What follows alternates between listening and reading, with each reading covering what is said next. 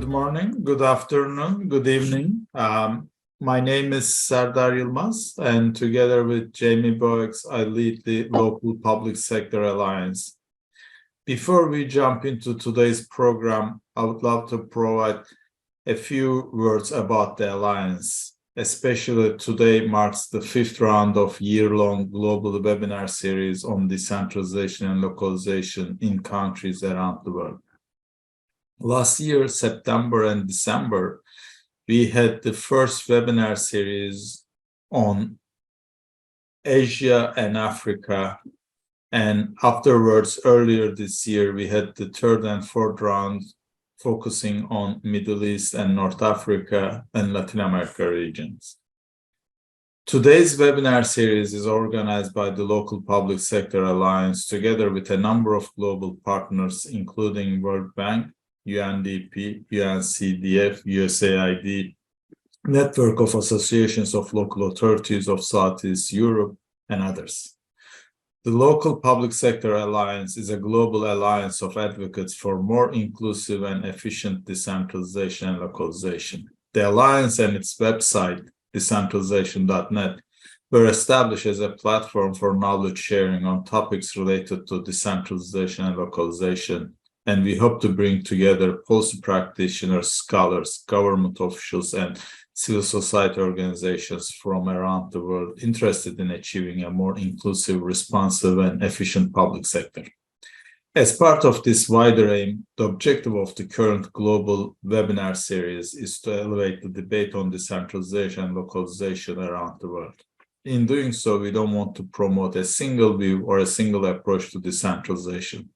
Instead, we understand decentralization and localization as a means to an end. For instance, better services or more inclusive society, not a goal in itself. This means we are not only interested in understanding the state of decentralization in different parts of the world today, we also want to understand the question of why. What are the political forces that drive decentralization forms or the lack thereof? Another area of interest for our community is to identify opportunities for stakeholders, whether government official, development partners, researchers, or civil society organizations, to leverage decentralization or localization to champion a more inclusive and efficient public sector. Since the Local Public Sector Alliance aims to be an alliance of the community of practice, for the community of practice, and by the community of practice, we count on you, the participants of today's webinar, to become an active part of the Alliance. Please visit our website and register for our newsletters so that we can keep you posted on future events. You can also contribute our website by sharing a blog or your research on the topic. Or maybe you can even host a webinar in the future. In any case, we very much appreciate everyone joining us today. On behalf of the Local Public Sector Alliance, I would like to thank today's moderator and the panelists for their willingness to be part of today's webinar. With that, let me pass the session to Gabor Peteri, who will be moderating today's session. Gabor, floor is yours. Thank you. Good afternoon, everybody in this region, and good morning on the western side of the hemisphere, and maybe good evening, anybody who comes from Central Asia. So, as Serdar said, this is a series of webinars on decentralization in Europe and Central Asia. And particularly this one is, this fourth one in this series this week, is about local finances. The webinar focuses on the linkages between businesses and local budgets or local economic development. We plan to discuss whether the instruments used for financing local recurrent budget create sufficiently strong connection of these two actors. So we do not really focus on investment part, but more on the recurrent budget. Because we all know that in this region with Soviet and Eastern Bloc traditions, local governments feel that they have an overall mandate of promoting local economic development. even if the economic stabilization is primarily a national government function. So that's why local and regional governments have to find a fine balance between support to economic growth and revenue raising. Because, I mean, local government, municipalities have diverse economic development objectives, you know, to create jobs, to improve the employment opportunities, support SMEs, and so on. But at the same time, they have to raise revenues from these businesses, which is a burden on businesses on the other side. So that's why it is very important to find which instruments work the best. Here we focus only on the fiscal instruments. I know that there are many other regulatory tools, planning, opportunities, own assets of the municipalities, the land value capture mechanism for project financing, and soft mechanisms like city marketing to promote local businesses. But for this 90-minute long webinar, I just want to focus on these two financial instruments, which are the shared revenues and local businesses, because they create regular connection between local budgets and the local economy. I asked the panelists not just to present the country cases, but to evaluate as much as possible the impact on the connection between local budgets and local businesses from those points of view, like what type of incentives they create, what is the distributional impact of this financing mechanism, and obviously what is the economic consequence.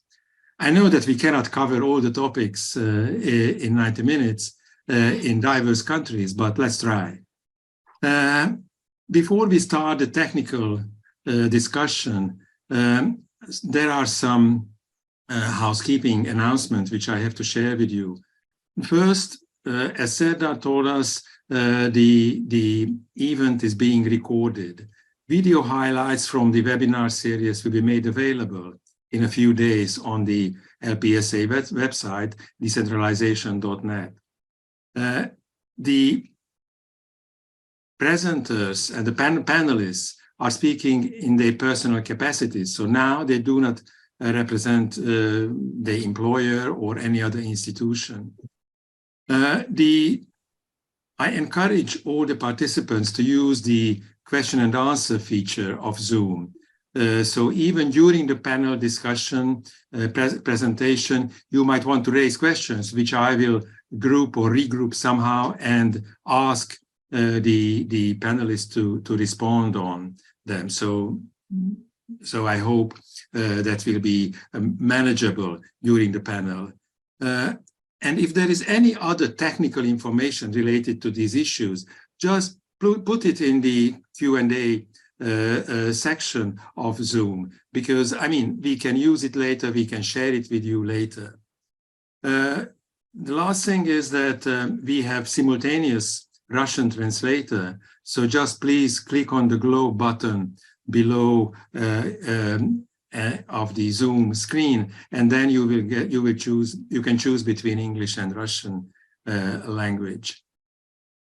So let's start. We target 1.5 hours for this meeting. 1 hour will be devoted to the 5 panel presenters, and the rest of the time, I hope we will have time for responding on your questions.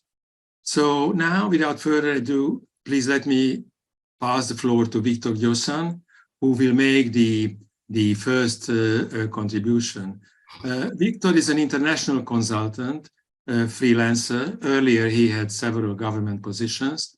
His field of expertise is public management, public administration reform, fiscal decentralization, policy analysis, and strategic planning. Currently, he is working in Moldova. So, Viktor, please. Thanks a lot, Gabor. I will share immediately my presentation. Okay, this is the title. I will start to to present the system of pit sharing in Romania and Moldova. The pit sharing system was introduced in Romania first time in January 1999. It was a part of a deep process of fiscal decentralization. The system is based on formula, mainly on area of collection of personal income tax. This formula suffered a few changes in the last 23 years. This is the last formula applied in Romania. We can observe that it's a combination between area of collection, other amount of money I use for equalization based on a different formula on population, fiscal capacity, and area. And finally, we have also an earmarked transfer of 2%. So 98% of the total of PIT it's used for general revenues, and 2% this it's percentage as they are used as a conditional transfer.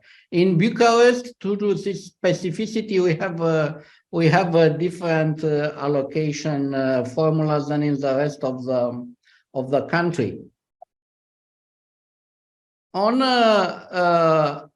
Moldova has a relatively similar system implemented fully in 2015. We can observe that for all the municipalities, especially rural area and small cities, the PAT is 100% allocated to local budget. And for the cities, a little bigger cities, which are seat of the rayon, for Chisinau and Bălți, we have 50%. And rayon council, which here is the district level of local government, they receive only 20% of what is collected in the cities of the rayon. So we can see that the system is in a sense unbalanced in the favor of municipal level. And the second feature is the situation in Gagauzia, which receive fully 100% of personal income tax, VAT, and company income tax. They have a specific special fiscal system, much more advantageous than the rest of the country. Okay, here you can see in both countries the relative weight of the main revenues of the local budgets. That means own revenues, share PIT, equalization, transfer, earmarked transfers, EU or international grants, and this is the main elements.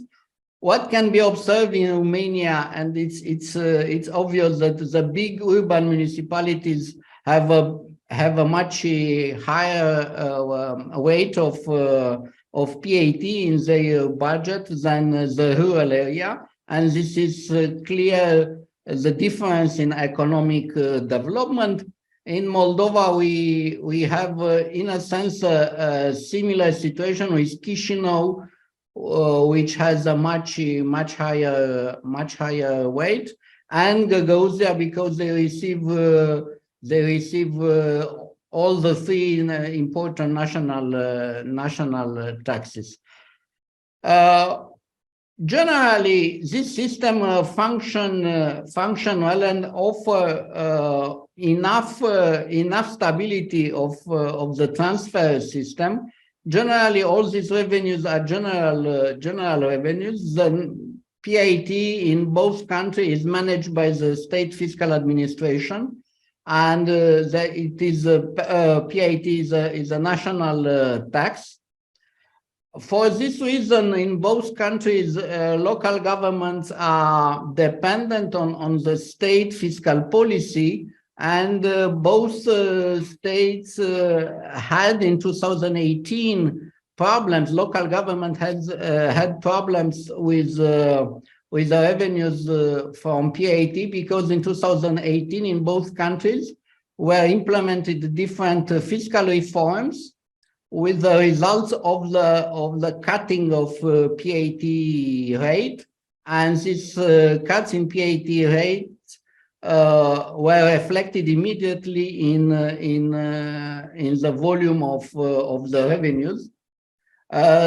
Central administration tried to compensate this in different ways, but generally this compensation wasn't enough. On the other side, the PAT, it's one of the most stable over economic cycle. It's one of the most stable taxes over economic cycle. So for this reason, PAT, it's a good choice for this type of sharing system, and create indirect and strong but indirect incentives to local officials to attract new investments, to attract new companies with new employees, to have more budgetary resources. Now, on the second subject of my presentation regarding local taxes charging local business. First of all, in Romania, we don't have a business tax. We have property tax and car taxes for companies or for non-residential buildings, with threshold set by a tax code and with the decision of local councils regarding the value of the ratio.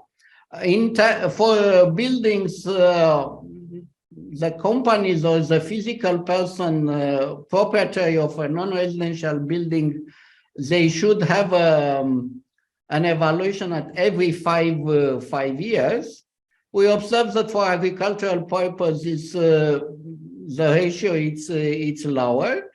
And in the two tables, you can see the type of taxation for the agricultural land, that means outside the built area, and for land of construction, that means inside the built area. We have limits set by fiscal code, and we have a sort of matrix, a matrix which cover the area in the city. A is the center, B is the next part of the city, and so on. And from 0 to 5, we have a rank of the municipality according with the number of populations. County councils have very limited power in levy local taxes and fees. So generally, this type of taxes are at the level of municipalities, not at the level of districts and county. And these taxes are managed by local government. That means registration, calculation, collection. But in the ratio and the matrix of calculating the base, the fiscal base, it's approved by tax code. In Moldova, we have, in a sense, a similar system with property, with non-residential and agricultural property, with the same limits fixed by tax code. But the difference is here we have big problems with evaluation and with the calculation of the tax base, because in many cases this tax base is very, very old. It's not re-evaluated according with the new situation, with the new values, and for this reason the yield of this tax it's limited. it's difficult to say in Moldova if we have or not a business tax, because on one hand, we have this tax on small individual business permits, which is set by tax code and managed by Ministry of Finance. And we have also this type of tax or fee on the land improvement, which is calculated based on number of employees. All these taxes are paid only by entrepreneurship, not by physical persons. So it's to say a burden on a business. And in fact, this this tax on land improvement, it's relatively near on a business tax. These fees, they have no ratio limited by tax code, but we can see in the next two slides their composition and relative importance. What we can observe in Romania is the permanent slow decrease of property taxes and general own revenues as a ratio on GDP and as a ratio in total budgets. The same, we can observe also the composition of property tax and the importance of property tax paid by legal persons, that means by companies, relatively to what is paid by physical persons in Romania. In Romania, the physical person don't pay property tax as a market value, but based on some technical matrix and technical parameters. In Moldova, we can observe a similar but much more dramatic situation. Here in Moldova, one of the main problems is a very, very low yield of local taxes and fees in general. And you can observe this in this slide, or in the left, you can see the fiscal burden on local fees and duties for 1,000 sales, on 1,000 Moldovan lei sales for companies. It's relatively low. And in the right, we can observe how the weight of revenues from property tax decreased dramatically in the last 26 years as a ratio from GDP. So we can observe a strong erosion of the fiscal base of local taxes and fees in Moldova, and this is generate a strong dependency of Moldovan local governments on state transfer. Any kind of state transfer. Thank you very much. Thank you, Victor. So the messages were rather clear. The large part, which is PIT, there the policymakers intend to reach stability.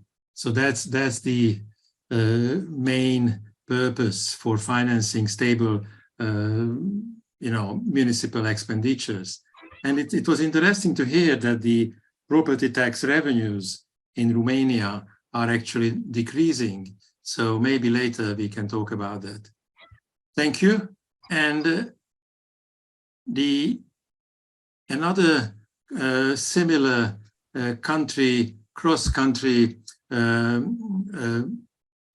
case will be Armenia, from Abraham Artanesyan, who is the deputy chairman of the Communities Finance Officers Association, working on public administration and public finance management issues. So Abraham, the floor is yours. Thank you very much. I will present the case of Armenia, and thanks for this opportunity, because it's currently the debating issue in Armenia, given that we are going through the amalgamation process, and we are now thinking about the fiscal decentralization as well, and we are trying to find a balance between local and national tax administration tax sharing mechanism. So currently we have a situation when the major taxes goes to the state budget, and there are VAT tax, excise tax, tax on roads usage, and tax on turnover. We have also statement in our law on budgetary system and law on local government that there are 3 types of state taxes can be shared with the municipalities, and there are personal tax, corporate income tax, and the environment tax. Here we also have 3 types of municipal taxes: tax on state real estate, tax on movable asset, and hotel tax. For the hotel tax, it's a tax written in a law, but it's not still applied in municipalities, since we don't have subnational legislation on how hotel tax should be collected, and since we don't have appropriate legislation on that, we have this hotel tax written in law or local government, but we don't have it written on a law on taxes. That's why it's still on a paper, but not applied in municipalities. The idea of hotel tax is based on how to create the linkages between the municipalities and businesses, but still there are some few cities that have a huge infrastructure on touristic infrastructure, hotels, and some B&Bs. Since there are very small number of that municipalities, the government still decide how it should be applied, and we don't have a hotel tax in place. So as I said, the personal income tax, corporate income tax, and tax on environment is a major co-sharing taxes in Armenia, but still we don't have any percentages, because this law states that each year the National Assembly of Armenia should establish the rate of sharing between state and municipalities, the collected taxes. And coming from 1996, we have a 0%, and I don't remember even the case. Actually, it was one case in 1998, but it was a small amount when we have sharing tax to the municipality. So still now we have a 0% of that, both for personal tax and corporate tax. As a result, the structure of our municipalities' revenues are like 52% is equalization grants, which municipality on conditional grants, and they divided by the equalization formula. The rest 28% other revenues that include the conditional grants and the grants for the subvention of the program, like the municipality and the state are going to build some infrastructure, so it goes to these other revenues. And we have almost 60% coming from vehicle tax and real estate tax. So we have, I can say that the major percent of municipal budget are coming through the state allocation and some state capital investment to municipalities. So it creates a small room for municipality to collect tax and decide on that. So as I said, we are now debating on how to distribute the taxes between local and national levels. And the main argument the government has that if we share this personal income tax and corporate tax, we have a huge inequality between the municipalities, because we have some centers, economic centers in Armenia, and there is the money will flow the big cities and big municipalities, while the small ones don't have any revenue, and they cannot provide any money. And they state that the equalization mechanism currently is the most effective one, so they are kept to distribute, to allocate this state money, state taxes, through this equalization grant. Also, they are saying that this personal income tax and corporate tax are less predictable for municipalities, because municipality and their administration don't have enough capacity to predict, and they still should be wait until the state government will say what the percentage of increase will be in PIT and corporate tax. So, and they are arguing that if we are collecting and predicting the tax amount should be collected through the year, then it will be more effective if we decide how to allocate between the municipalities, not through the tax sharing, but through the equalization grant. And the last point, they are mentioning that the state administration still, since the national authorities administrate the collection of taxes, the state taxes, it will be better if they collect, because they saying that the collection rate of these taxes will go down if we decided to transfer the collection of tax administration to municipal budget, to municipalities. The last one we have recently introduced in Armenia is the environmental tax, and we have this is a conditional grant from the state budget to municipalities, where we have some mining corporation, and we have some negative impact of on environment through this type of cooperation that have mining or something like that.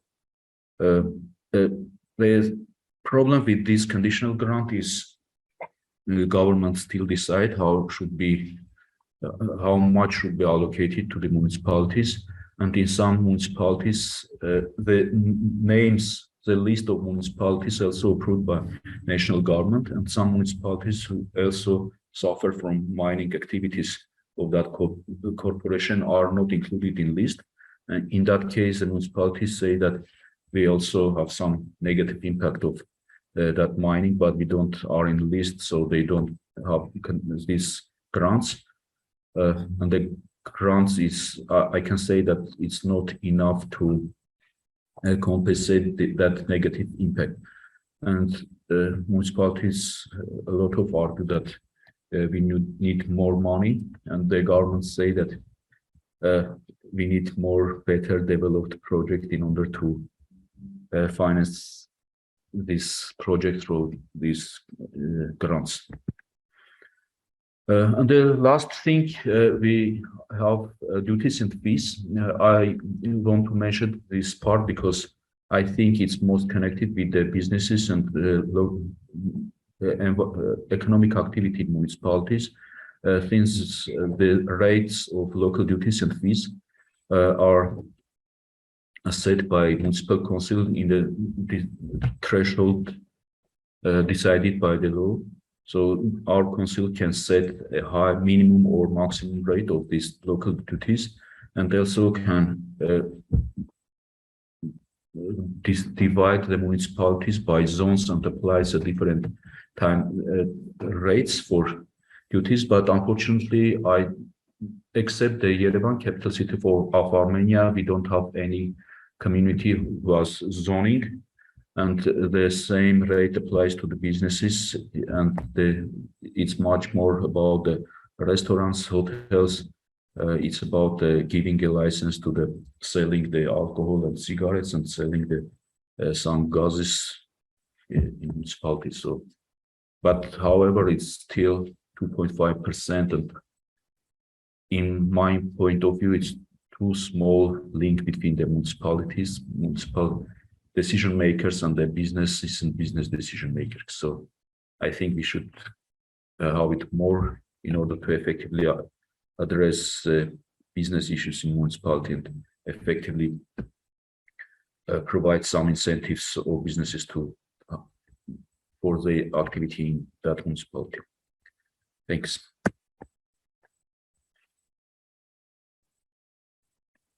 Thank you. So it was not really clear for me. Maybe later you can clarify a little bit that this tax on environment Uh-huh. is fully reallocated to the municipalities, or No, it's just a portion or part of it as a grant? it's a part of it, and we don't know even how it should be in the next year. So it's up to government to decide how much money should be allocated, and it's basically based on the projects submitted through the region administration to the state administration. So if there is no good project and the government decided that there is no good project, they even can not allocate any money to municipalities. Thank you. Maybe later in the discussion stage, it would be good to hear whether CFOA has any plans to modify this government policy on zero sharing of the major taxes, but we can talk about that later. Okay. So the next presenter who I'm inviting is from North Macedonia, Vesna Garvanlieva-Andonova, who together with Marian Nikolov drafted this presentation, this PowerPoint presentation. She is from the Center for Economic Analysis. Her field of expertise is decentralization, being a member of the Regional Science Association and the EU Intergovernmental Coordination group from local to European governance, which is a very nice name for an organization. So, Vesna, the floor is yours. Thank you. Do you see my presentation? Yes, please put it on full screen. Yeah, okay.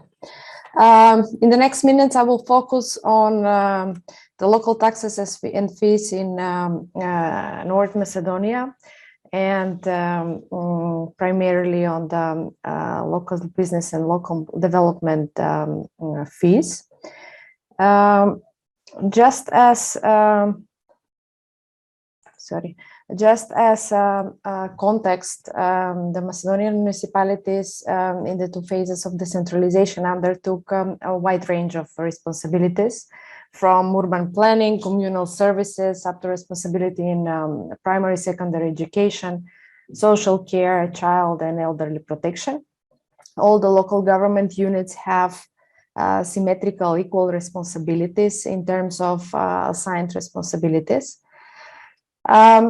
The local government revenues remain relatively small compared to the GDP, around 5% of the GDP throughout the past period. However, North Macedonia is highly dependent, the local governments are highly dependent on the transfers from the central government, which account to around 65% of the total revenues. And comparing them within the peers of, at least in the Western Balkans, this is on the, we are on the high end, or the most significant contribution, leaving the on-source revenues with all of them contributing with around 35% of the total revenues. These are generated through taxes, fees, and other charges. Now, when it comes to the on-source revenues, these are collected through several types of local taxes and fees. First of all, the property taxes as direct tax that is charged for, there are three property taxes. The annual property tax bill that is paid by the taxpayers on residential and commercial property by the physical and legal entities. Then inheritance and transfer or sales tax of the property, all of them account for around 27% of the on-source revenues. When it comes to the property tax, the annual property tax linked to the businesses, to the legal entities, this is around 3% of the on-source revenues, while the private entities, the physical entities, are contributing 3 times more. So while this is 9% from the individual, the property tax from the businesses collected is only 3%. There are other local business fees and licenses or administrative fees, communal fees as well. And most significant, of course, here are the these small business fees or small signage or whatever other small fees are contributing with less than 1%. So basically, as with the other colleagues that were discussing, there are no specific direct and major local business taxes. However, the special service fees, which are more in the category of betterment levies, are the biggest chunk of revenues collected from the contributing to the own sources. These are the land development fees, which are around 60% of all communal fees, or around 25% of the own source revenues, and they're directly conditional to receiving construction permit. In 2021, we see that their contribution is larger, and it comes to 39%, which is as a result from the decline during 2020, which has spilled over in 2021, which again proves or gives substance to the fact that this is a significant tax source, but it is very vulnerable to economic activity. As we can also see that the coverage of the subnational spending by the on-source revenue is around 36%, and we see the implications in 2020. The local businesses are highly, as taxpayers, are highly concentrated in the city of Skopje. I didn't mention previously that there are 81 local self-government units, 80 of which are municipalities, and one is a special local government unit, separate, that is the city of Skopje, that has 10 municipalities within. So Skopje city and the planning, statistical planning region contributes with almost a third of the property tax collected from businesses nationally. Just to stress that the other revenues from fees and business licenses are very small contribution. So the bulk of the on-source revenues are from one-time charges, the land development fees, and the land transfer property tax, which makes them, as I said, these are vulnerable to the economic development. They are not easy to predict. And there are disparities among the local governments. On one hand, Skopje and the other local government units, but also within, depending on other characteristics, urban, rural, and so on. Being dependable on the land development fees creates imbalance between high construction impact and efficiency of business property taxation, which should be maybe re-examined, and likely distorts the incentives for land use and supply of service land. Coming back to that, it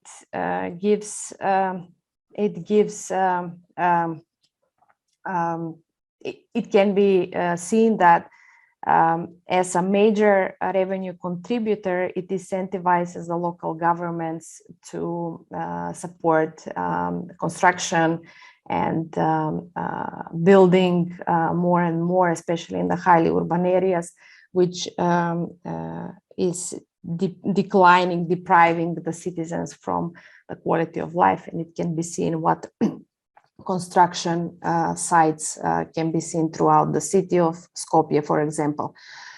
Now, the land development fees in reality are not fully directed or connected to the local development or expensing them directly towards access to infrastructure, roads, sewage, water, and so on.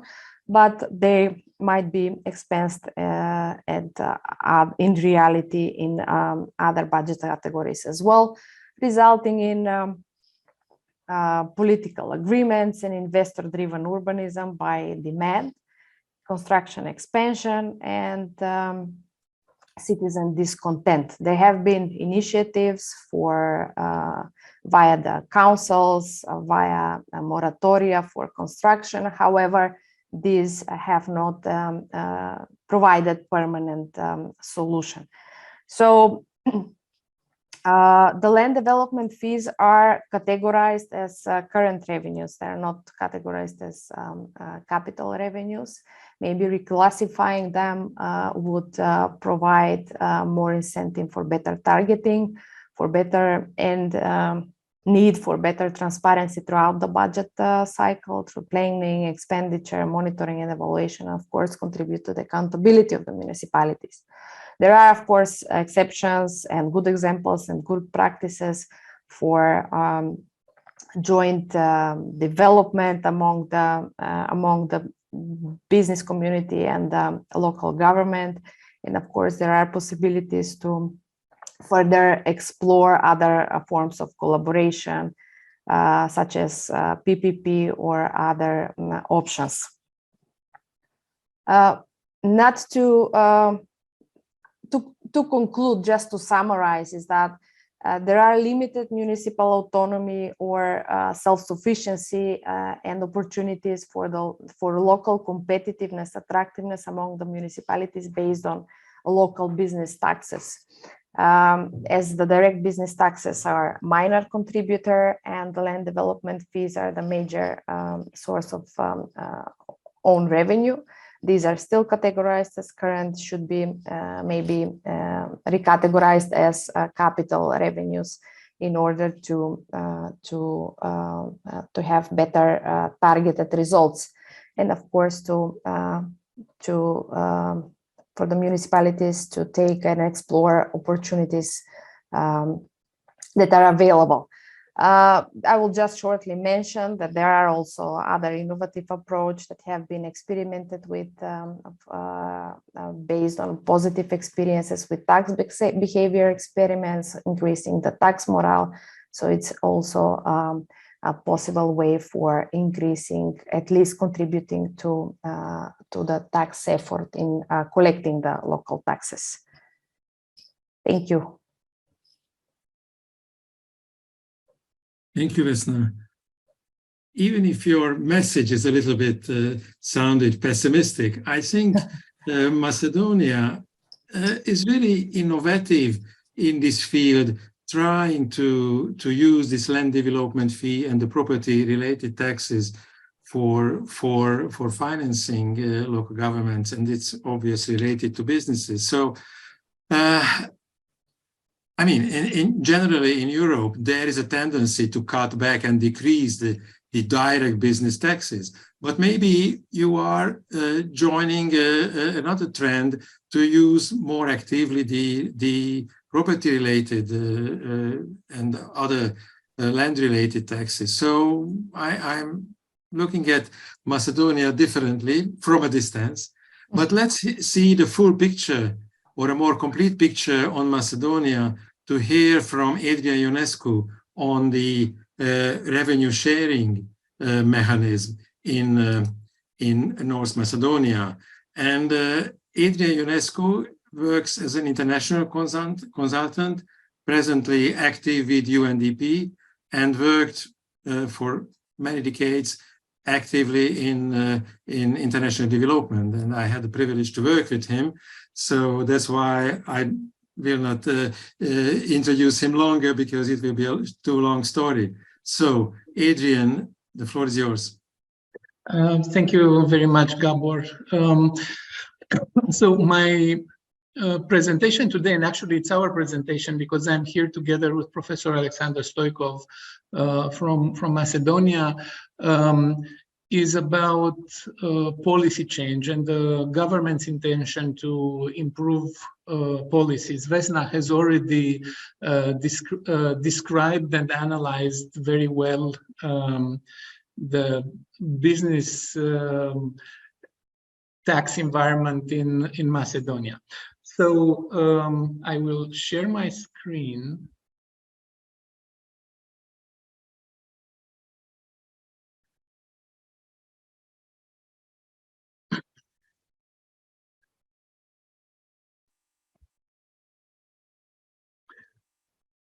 So the presentation is really about the intent of the government to improve general purpose, so increase general purpose revenues for local services and development. And the policy goals were twofold. One was to support poorer local governments, and the other one was to stimulate own revenue collection. You will see here in the composition of local governments that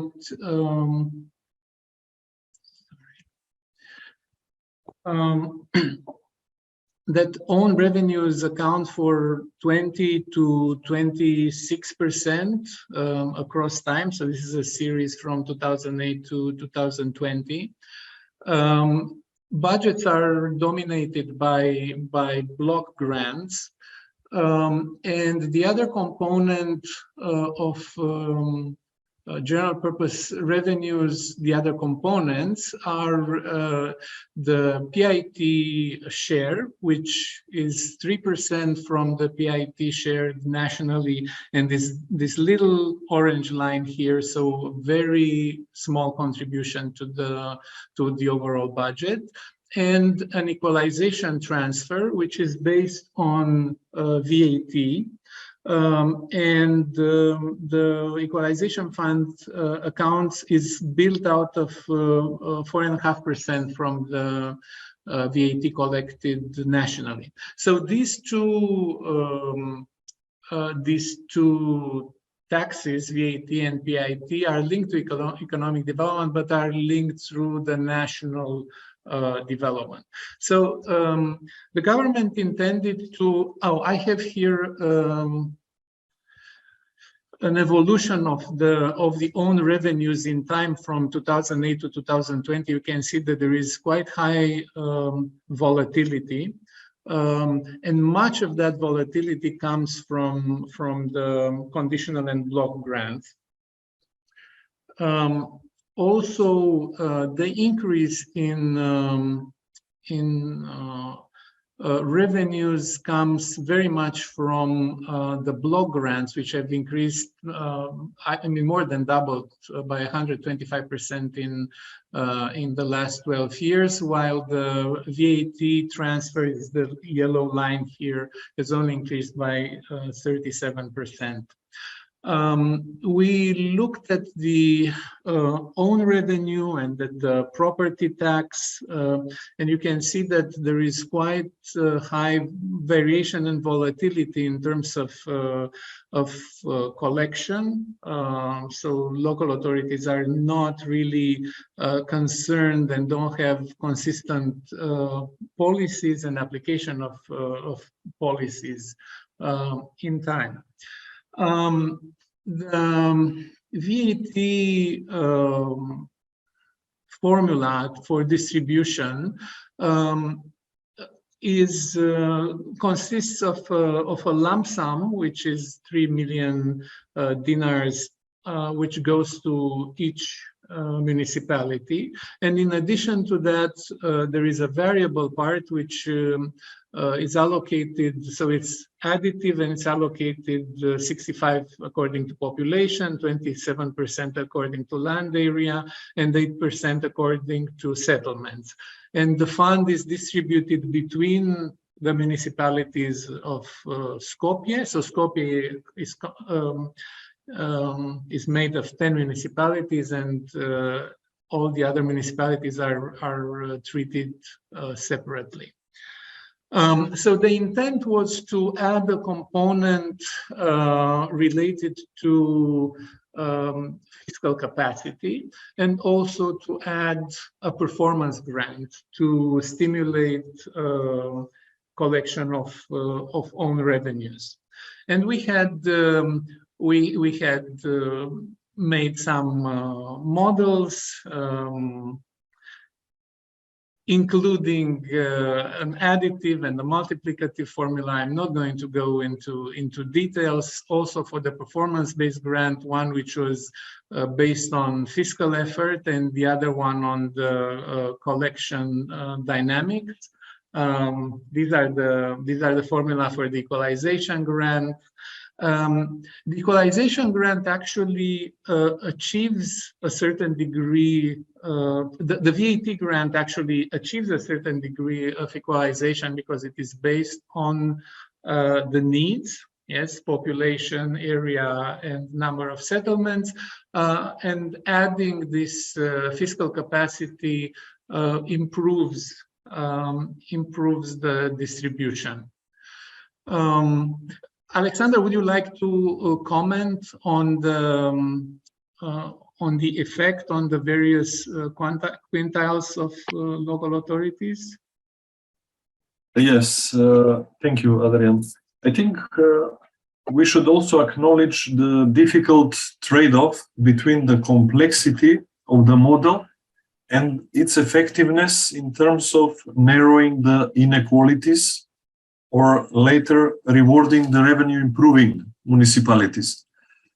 Namely, the authorities continuously insisted on simpler models with justification that they should be easily understood by local public administration and decentralization practitioners. So some of the preferred models were less effective in reducing fiscal disparities among municipalities and required more time to have a noticeable impact. Therefore, we had to strike a delicate balance between the effectiveness and the simplicity of the model. So we checked what's the impact of each model on the max-minimum ratio, on the relative standard deviation, how significant it drops, and also we investigated the Lorentz curve and the implied Gini coefficient after certain model is applied. Okay, thank you very much. And for the performance-based component, we were looking at three different models. One was on the average fiscal effort, another one on the revenue collection, and the third one was on revenue per capita. Actually, here is the composition of the local own revenues. I think they were already mentioned before. So property tax and business fees and tax on individual entrepreneurs are here, and these are quite important. They have quite important effect on the local business development. So we looked at the impact or the possible impact of applying this model of collection dynamics. So the model was to compare the collection in the last year with the average from the previous 3 years, and we can see that there is a big difference and no consistent let's say there are no consistent performance in this model. And we have made a little comparison who is rewarded for effort or for increase in collection. So the model looking at the effort rewards the ones who are at the top of the pack who kind of run the fastest that they can, while the model rewarding the ones who give the highest potential for being rewarded. The one on collection is going to reward the municipalities who right now are not doing a very good collection. And we have also a graphic representation, and you will see that the model on incentive transfers with revenue collection versus effort are very different. So the municipalities will be different who gain in applying the two models. And this is the formula. It's simply a formula comparing the current collection to the average for the previous 3 years. Thank you. Alexander, would you like to add anything?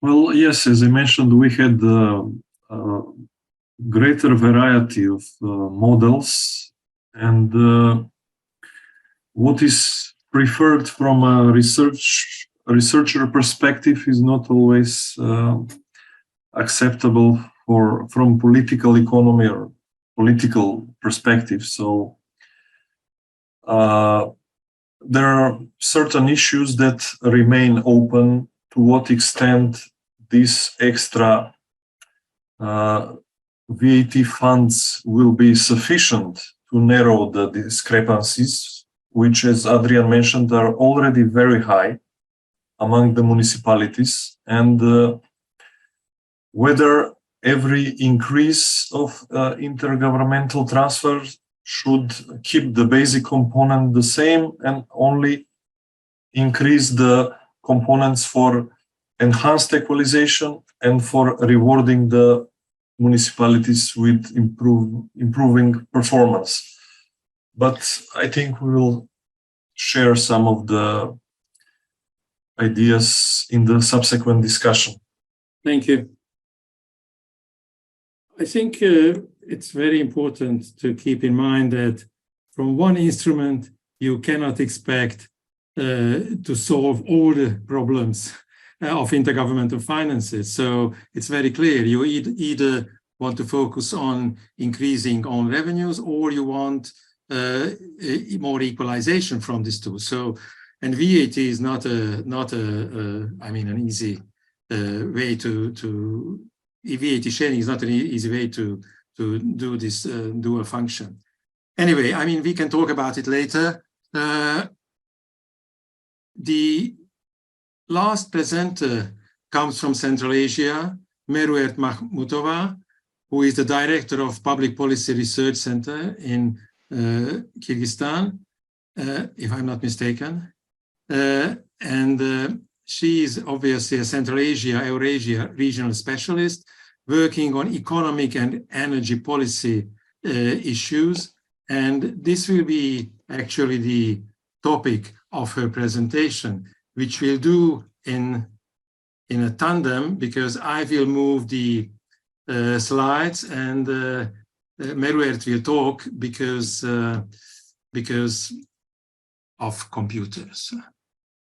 Just a second, I will share. Okay, thanks a lot, Gabor, for your kind support. My Mac requiring update Zoom, so I'm using iPhone. My presentation based on the revenue sharing mechanism from natural resources. In case of Kazakhstan is oil, and in case of Kyrgyzstan is gold. So countries rich by natural resources create special revenue sharing regime for governing distribution of revenue. And in case of Kazakhstan,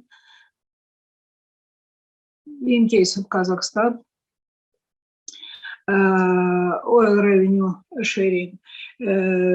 Oil revenue distributed between national budget, it's a budget of central government, between National Fund of the Republic of Kazakhstan and local budgets. So oil revenues mostly accumulated in National Oil Fund. We have list of oil companies. Oil companies is not just extracting companies, but also exploration companies. So all these companies pay taxes and non-tax revenues goes to the National Oil Fund. Direct taxes from organization in the oil sector, with the exception of taxes credited to local budgets, corporate income tax, alternative subsoil use tax, mineral extraction tax, bonuses, export rental tax, excess profit tax, share of production sharing agreement, and additional payment by subsoil users operating under PSA. Also, National Fund accumulates revenues from privatization of state property in ownership of government. Also, other revenues from oil sector organizations, operations, with the exception of taxes, assigned to local budgets, including receipt for violation of the terms and conditions of oil contracts. Also, receipts from sale of agricultural lands directed to National Fund. In addition to this, recently was added two other points, but it is not tax related. It's payment from state-owned enterprises and relating to bank assets management. Other proceeds from operations not limited by laws noted in legislation. And of course, National Fund also received investment income from its management. So in addition to the National Oil Fund, I would like to share with you this table, which in detail describes how we are dividing taxes between different levels of budgets, central budget, local budget, and National Oil Fund. So corporate income tax in past, in the beginning 2000s, was divided between national and local budgets, but then when oil prices grow very fast, since 2002, it was withdrawn fully, directed to the national budget. But at the same time, National Oil Fund accumulates corporate income tax from companies of oil sector.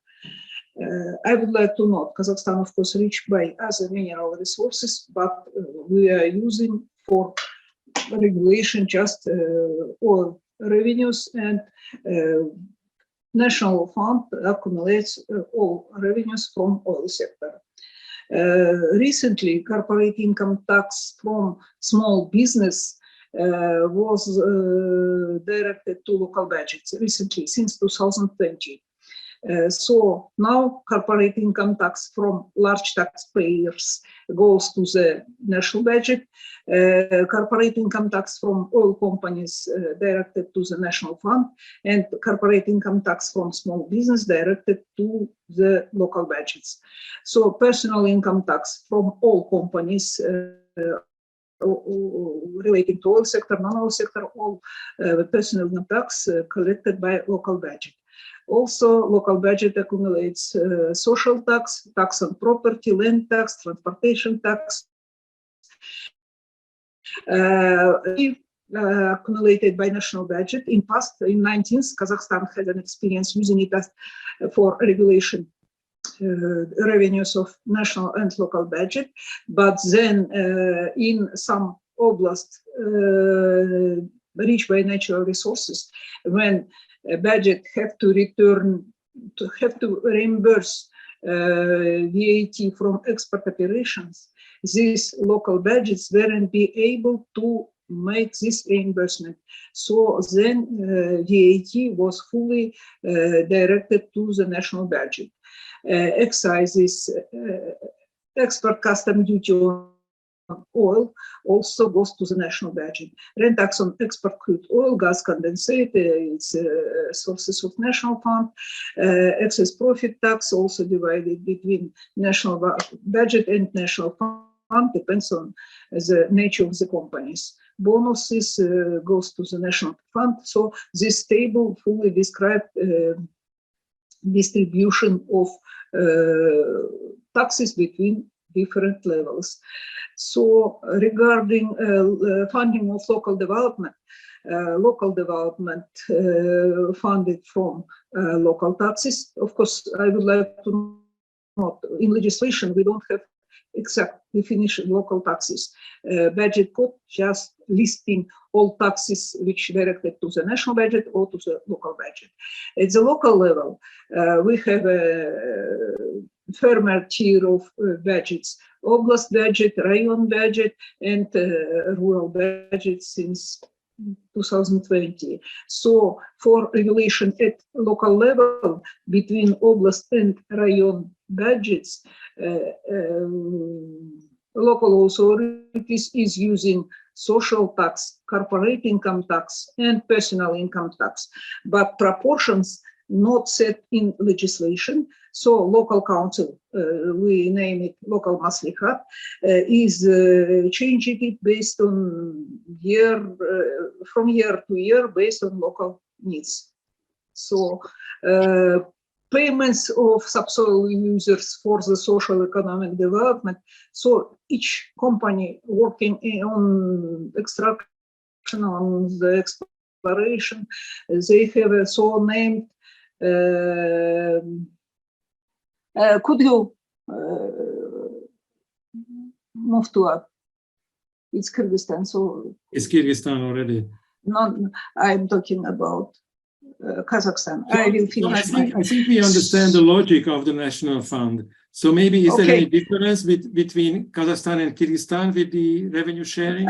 Yes, yes. The differences in of course, in our case, it's all revenue fully accumulated at the by central authorities in first in the national fund and national budget, and fixed taxes goes to local budget. In case of Kyrgyzstan, it's interesting that they changed the budgetary system. So oblast and rayon budgets were incorporated with the national budget, and they are stressing importance of local in means of so named AIL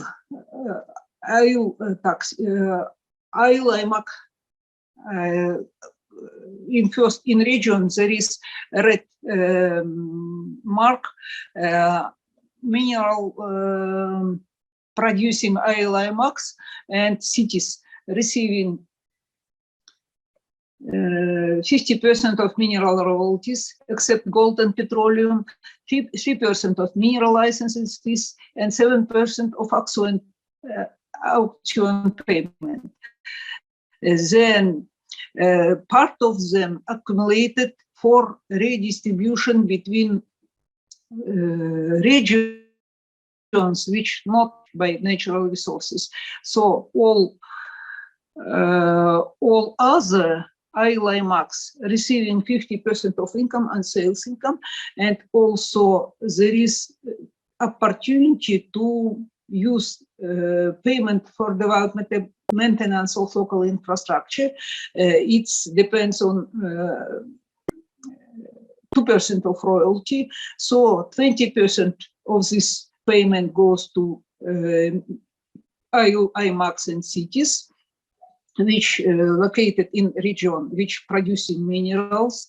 50% goes to Oblast Regional Fund, and 30% goes to from small mines goes to Rayon regional development funds. So now Kyrgyzstan has a different level of regional funds. So this regional funds, recently it was recommended to make to more focus on the quality of work and don't have so many regional funds. Now it's interesting that most important budget tier of government at local level is IMAX. not rayon, not oblast budget. In our case, local budgets at rural area was established recently 2 years ago, and they have a very, very small list of taxes and just starting managing of public funds at local level. So before they were just treasury account in the rayon budget. So tiers of administration in Kazakhstan and Kyrgyzstan are heritage of the Soviet system, oblast, rayon, rural level, but Kyrgyzstan has a more attention to earmarked revenues. Okay, Mary, yes, very clear, very clear. So I think it's clear from your presentation that yes, there is a dedicated fund with set reallocation ratios and rules, which is, I think, a progress in the region. If you could conclude, and then we can move on to question and answer. Yes, I would like to know that natural resources revenues will contribute to play a significant role in the economy, and it is important to ensure that oil and mineral oils benefits are widely shared. I am not talking about a lot of conflicts at local level regarding Kumtor. It's a gold mine of Kyrgyzstan. Recently, it was nationalized, so it was a result of local people request. So thanks a lot. Thank you. It's very briefly. So we had some questions which were partly answered already, but maybe not everybody saw these questions. So could we go back to some of those questions which you believe are systemic and relevant to other countries as well? For example, how PIT is shared, whether by origin or by formula, by workplace or by residence. Was this debate there in the countries where you worked on this issue? If I may answer to this, I think that the PIT collection based on residence of the employer or the residence of the employee, it's an important question, because if the PIT is collected at the residence of the employee, the distribution is much more equal, much more equitable, much more fair. But it's a problem of institutional capacity. Unfortunately, both Romania and Moldova, the institutional capacity is relatively weak. And for this reason, the state prefer to have PIT collected at the source, that at the level of the company. In this way, the big cities are strongly advantaged, but we can use different formula to avoid increasing disparities between big cities and rural area in these times. For me, experience in Romania and Moldova is that demonstrates that a formula it's maybe a better, at least partial, for a partial allocation of PIT, a formula can be much more fairly system. On the other hand, area of collection create incentives for local governments to attract more investment. So you need to have a balance between equity and incentives at local level. Any others who worked on this topic? If you had a different experience? In North Macedonia, the VAT allocation, was there any attempt to identify where the VAT was actually made or raised, or it's impossible?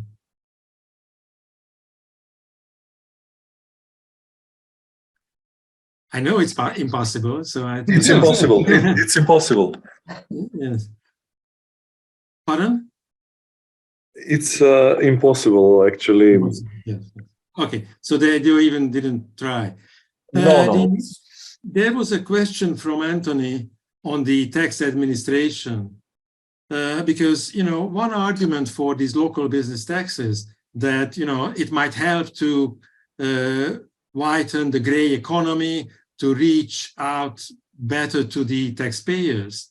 So in those countries where you have some form of local tax on businesses, either land development fee or local property tax or any other locally controlled revenue, was there any specific tax administration tool what you try to, as a country, introduce to improve the public revenues?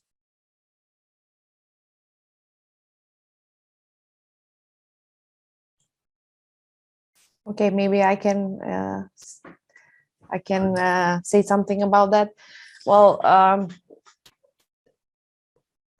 in terms of collecting the taxes such as the property tax, at least for Macedonia, the municipalities are facing challenges with capacities, both human and technical, especially in the area of market valuating the property that needs to be taxed. It's something that needs to be addressed and to be in near future dealt with, especially with the latest alteration of the laws that requires the municipalities to value the tax base on a 4-year basis, since at this point the tax base is very outdated.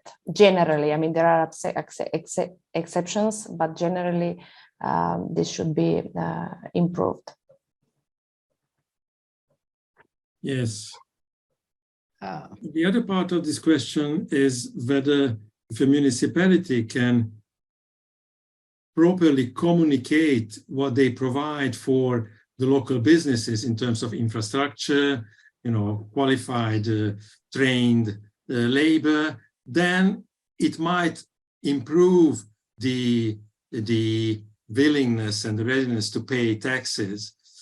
It sounds a little bit theoretical, but we could see it, for example, in Serbia, that, you know, decentralizing tax administration will actually increase these type of efforts and to improve the local tax collection. Any experiences with this, you know, communication strategy towards taxpayers? What I want to say is that the effectiveness of local government in limiting the tax, the fiscal fraud, it's not very strong, because, you know, actually the fiscal fraud, for example, the VAT, it's very sophisticated. And it's very difficult also for state fiscal administration to fight against it. At the local level, the local authorities are mainly interested in identification and registration of built property.